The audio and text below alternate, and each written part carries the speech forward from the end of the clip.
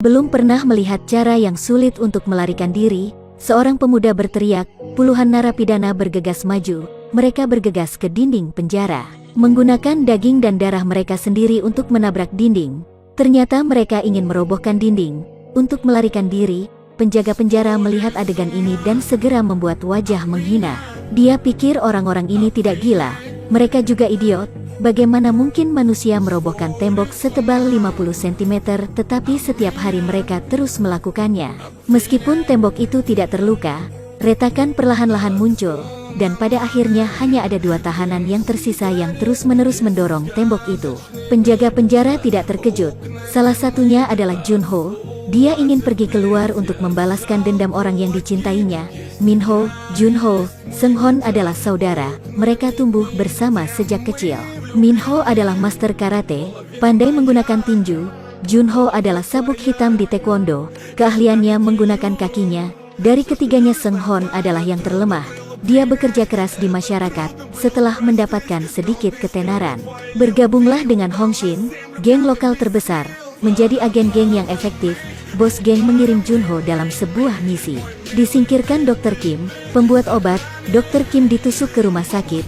Agar tidak terlibat dengan geng, Junho mengambil semua tuduhan dan menjalani hukuman 7 tahun penjara. Hari pertama di penjara, Junho mendengar peluit. Junho dengan panik mulai mencari orang. Akhirnya di dalam sel dia melihat Minho yang sudah lama meninggal. Semua orang mengira Minho sudah mati. Ternyata setelah Minho melakukan kejahatan, menjadi kakak laki-laki di penjara, Junho adalah saudaranya sehingga tidak ada yang berani menggertaknya. Tapi adik Junho dipukuli, adiknya menutupi wajahnya dan tidak berani menatap siapapun. Junho bergegas menghajarnya, bagaimana bisa timnya menjadi lawan Junho? Dalam waktu kurang dari 1 menit mereka semua dikalahkan. Meskipun Junho di penjara, dia memiliki sedikit reputasi di penjara, bahkan para penjaga menyebarkan berita dari mulut ke mulut tentang dia. Orang gila ini ingin melarikan diri dari penjara. Kaki tangannya datang berkunjung, di bajunya ada peta saluran air penjara. Junho juga sangat pintar saat membacanya. Kemudian dia mengikuti instruksi peta dan pergi ke saluran pembuangan ke persimpangan jalan.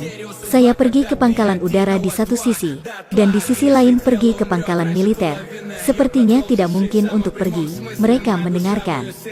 Oke itu, tembok penjara 2 tahun lalu diperbaiki, pondasi digali hanya 2 meter, tembok diperbaiki dengan pasir laut, hanya 50 orang mendorong tembok bersama, itu akan jatuh. Mereka memanggil 50 orang tinggi. Pemimpin berteriak, semua orang bergegas ke depan, menggunakan tubuh mereka untuk mendorong. Tetapi tembok itu masih tidak bergerak, bahkan para penjaga tertawa bahwa mereka bodoh. Ini seperti bertarung dengan telur. Namun di luar tembok diam-diam muncul retakan. Jika tidak bisa mendorong tembok, maka galilah terowongan. Setiap sore setiap orang bergiliran menggali, tepat saat penggalian akan segera selesai. Penjaga kembali mengumumkan bahwa sel akan disesuaikan. Sel baru diatur di lantai 2, antusiasme berhasil. Tidak ada yang perlu dicurahkan. Junho mengambil kepalanya yang besar dan mulai mendorong dinding lagi. Di luar penjara, geng sedang berlatih senjata di dekat penjara. Mereka mengarahkan senjata mereka ke langit dan menembak, yang mengharapkan peluru itu mengenai pesawat tempur F-16 yang sedang terbang, mengganggu sistem penerbangan. Awak mengira itu karena serangan piring terbang. Dengan cepat diterjunkan untuk melarikan diri, pesawat melewati langit dan jatuh. Puing-puing pesawat menabrak taman bermain penjara. Tiba-tiba dinding mulai runtuh, membuat lubang besar begitu saja. Semua orang tercengang, seperti waktu berhenti. Masih Minho yang bereaksi cepat, berteriak semua orang untuk lari dari tembok. Junho memimpin semua orang untuk mulai berlari. Narapidana mulai melarikan diri. Tubuh penjaga penjara terlalu mendasar untuk tidak dapat dihentikan. Penjara menjadi kacau. Lebih dari 200 tahanan melarikan diri. Polisi menangkap selama lebih dari setengah bulan dan akhirnya menangkap mereka. Hanya 5 orang Junho yang lolos. Sekarang Junho dapat membalas dendam. Pria itu tidak takut untuk melarikan diri dan pergi ke rumah tahanan wanita untuk mengunjungi istrinya. Melepas bajunya di bagian belakang adalah tato Sailor Moon. Sang istri terharu sampai menitikkan air mata. Mereka jatuh cinta di usia muda. Setelah melakukan kejahatan di penjara selama 30 tahun tanpa bertemu satu sama lain, ini adalah pertemuan terakhir mereka.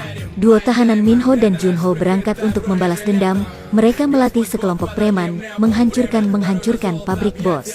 Mereka pergi ke markas kakak, mulai berkelahi lagi, masa dipukuli.